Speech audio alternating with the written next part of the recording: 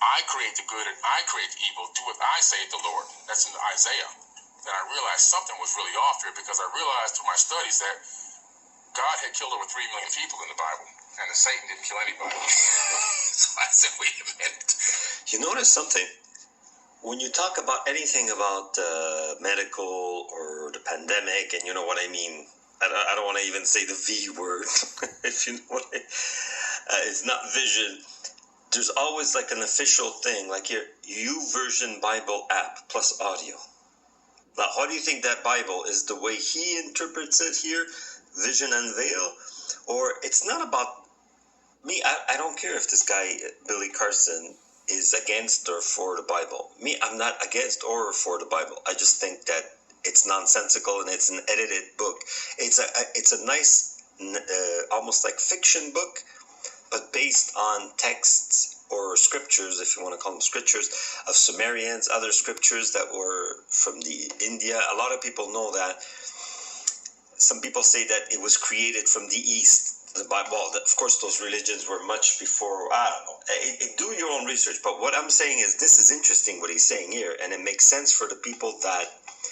Me, when I say I don't know, I say do your own research, because if somebody is not willing to do their own research, then are you really sure that you're, like, if you follow your inner voice, your inner, not voice, like, because I have to be careful what I say, right? Your inner guidance, your inner intuition, which you can't even explain. Sometimes it's so spooky, it's worse than scary movies, but it's not scary. Scary movies, too, I think, are used to scare people from looking within. Check this out. Something's a little off here. He's killing everybody, and Satan didn't kill anybody.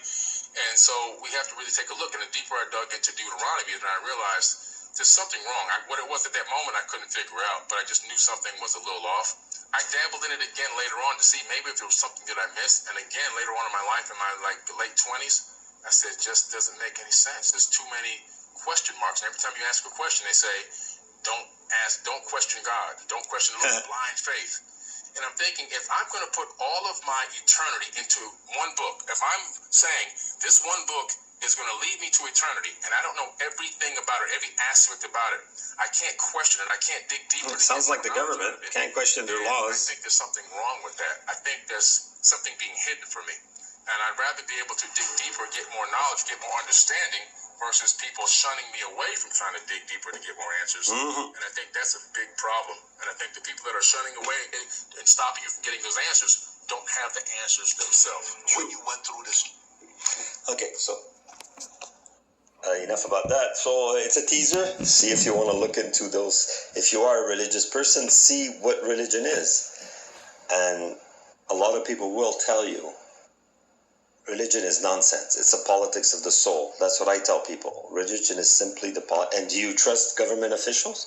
Whether they're in power or not, or which political, whether it's China, Russia, Canada, the USA, do you trust your government officials totally?